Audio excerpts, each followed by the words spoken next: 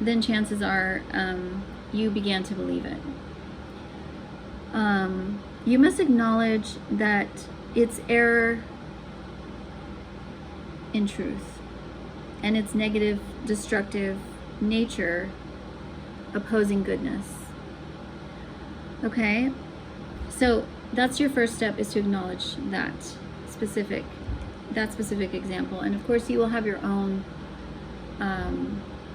things that are coming up right now as I'm sharing this with you. Now the second step is to accept and embrace.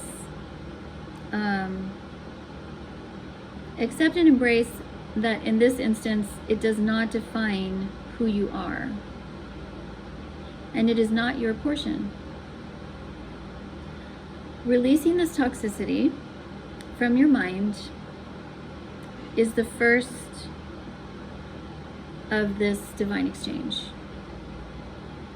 Okay? So in order for us to go from the old to the new, there are two major steps. You have to release what is old, and in this instance, toxic, negative, and untrue. And you have to receive, that's the second step, what is healthy, positive, and true.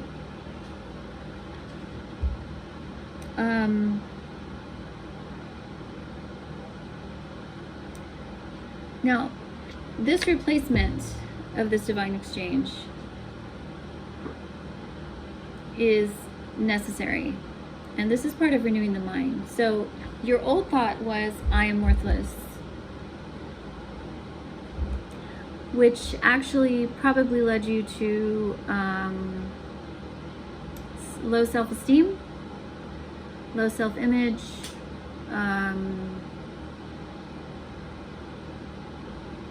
just all kinds of, I mean, you can imagine all kinds of horrible places that someone with this mentality and emotional realm would find themselves in. Okay?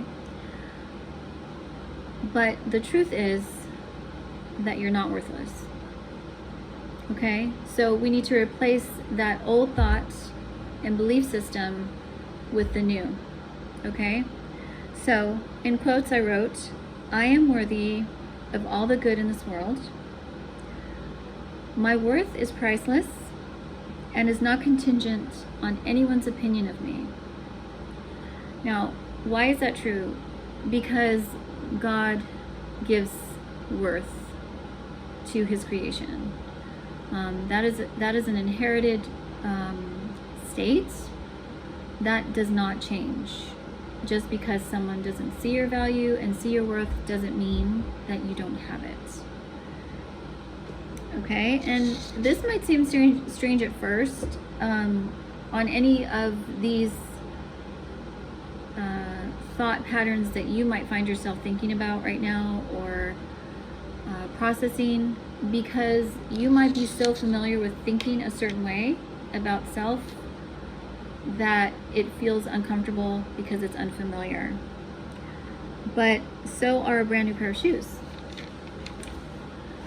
You have to learn to walk in your new shoes by breaking them in and wearing them daily. So in the same way, we have to continually, as it says, renewing. It's a continual process of feeding your mind truth and goodness. Okay? It's not a one-time event. Now, remember that renewing our mind, and when renewing our mind, a thought or idea becomes a belief when it reaches the heart. Now, our heart, I've shared this before, our heart is part of the inner being. It's part of spirit and soul. It's interconnected. And it is where we process essentially everything in life. And it is the heart of literally the heart of our emotional realm.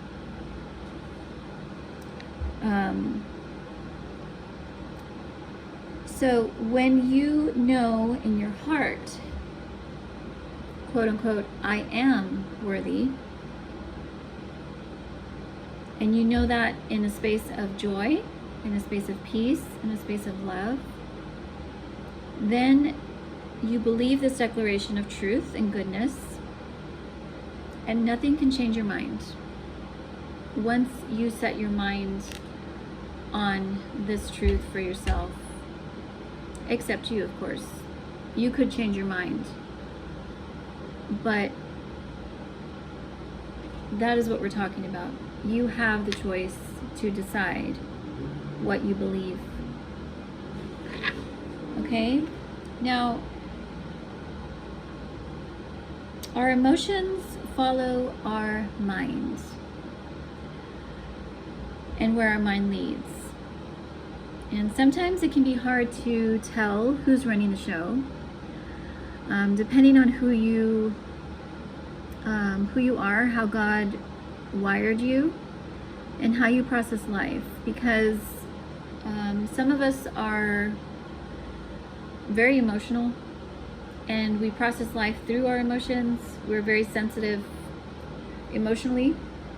Others of us are more intellectuals, and we process life through logic and reasoning. And others of us are more physical and sensory.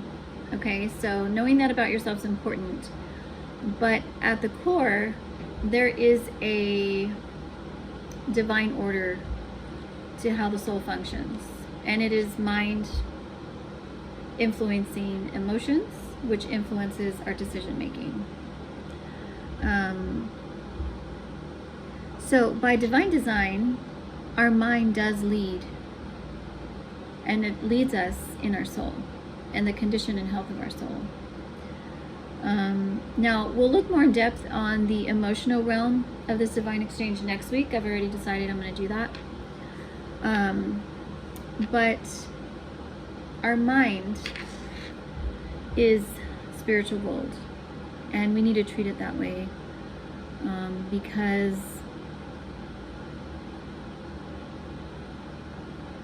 it is the leader on the course of our life. Now, I know all of us have been through a lot in life, and there's hope for us to heal. And it begins with learning how to unlearn those unhealthy thought patterns that we grew up with or that we adopted along the way, that influence our self-awareness, our self-actualization. So before we wrap up, there's a couple of things I'd like to share. The first is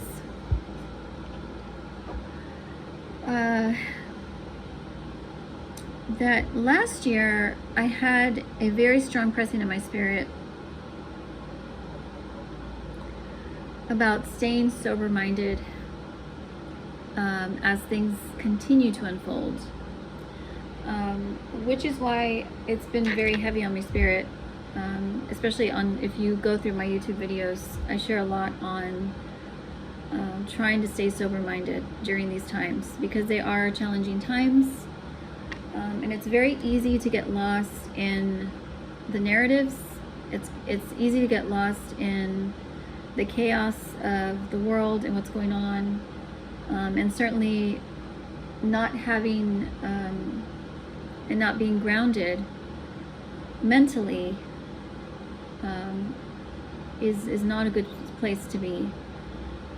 So my hope is, in sharing these classes and in sharing videos on how to do this, is to help you be ready for now and for the times to come. Another thing I'd like to share is, speaking of last year, and actually the year before. So I shared 2 videos that the Lord reminded me of as I was putting this together this afternoon. The first one is on, it's titled, "Arise and Eat, for the journey is too great." And I did this video in August 21st of 2021. And in this video, I talked about preparing for the journey ahead.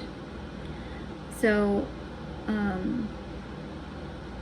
I'm encouraging you to watch that if you can, because there is some tools and some nuggets of wisdom that will help you for right now and for the times that we're entering. And the second one is, it was actually the first video I uploaded on YouTube, and it was a live that I did on Instagram in New Year's Day, actually, of 2020.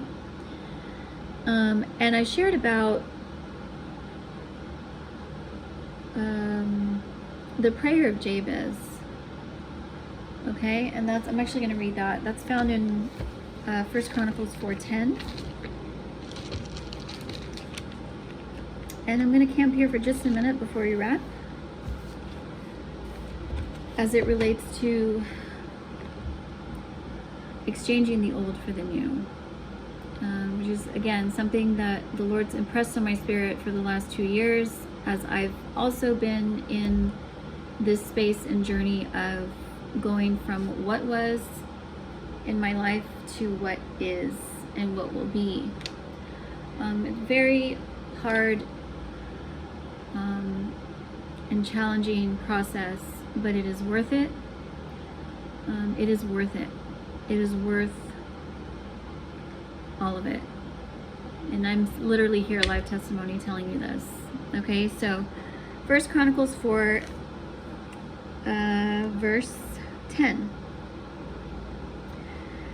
Jabez called upon the God of Israel, saying, "Oh, that you would bless me and enlarge my border, and that your hand might be with me, and that you would keep me from harm, so that it might not bring me pain." Okay. Now, this is a very short prayer. In fact, Jabez is mentioned once in the Bible, and this is it. His name actually means sorrowful, which is very telling. But he's asking a lot in this little prayer, okay? And the Lord highlighted this for me as I was putting this session together, and he did it for a reason. So take it and pray over it and see what he reveals to you. But here's what he's asking. He's asking that the Lord would bless him. Okay? He's asking for favor from God. He's asking for the Lord's presence to be with him. He's asking to enlarge his border or his territory. That is to say, enlarge my territory, enlarge my space. Now, this could be physical, this could be mental, emotional, or spiritual, or all of the above. And that your hand might be with me. So he's asking for protection. He's asking for guidance. And that you would keep me from harm, protection, so that it might not bring me pain. He's asking for comfort. In fact, the reason I shared this back in 2020 was comfort was on my spirit as we were entering 2021. And understanding the comfort of God as you are transitioning from a hurt, broken place to a new, beautiful place, spirit, soul, or body. Now I'm going to go over to Matthew 9:14 through 17.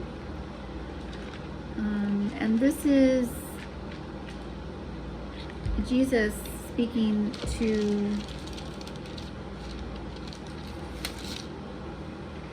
his disciples. And this is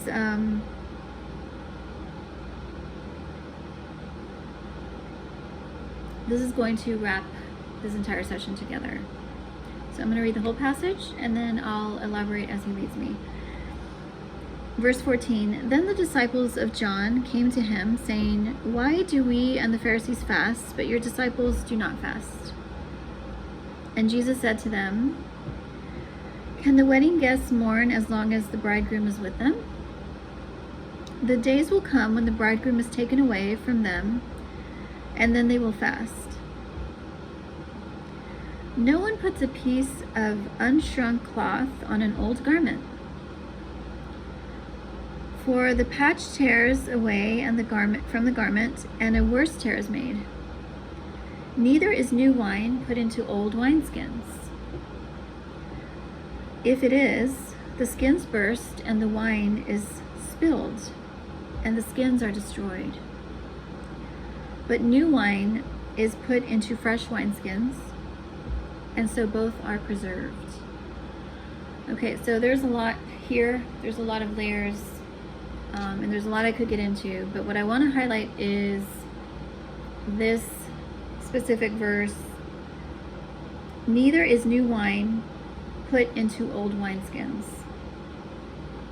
If it is, the skins burst and the wine is spilled, and the skins are destroyed.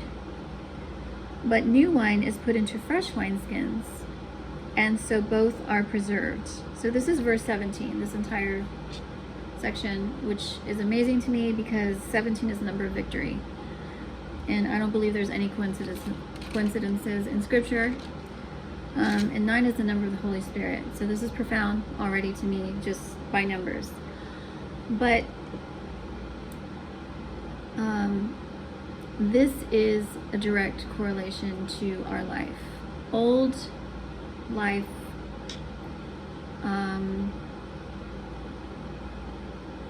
if we are to live the new abundant dream life that we all have for ourselves, it is going to require letting go of the old life. It requires it mentally, emotionally, spiritually, and physically. And it is a process. Because what happens is, and I've actually encountered this for myself, and in fact it was a huge inspiration to why I'm doing this study and why I did this today. But going into a new space and realm of life, to truly go into it and truly live it and truly enjoy it, means that you have to unlearn the old so that you can truly transform and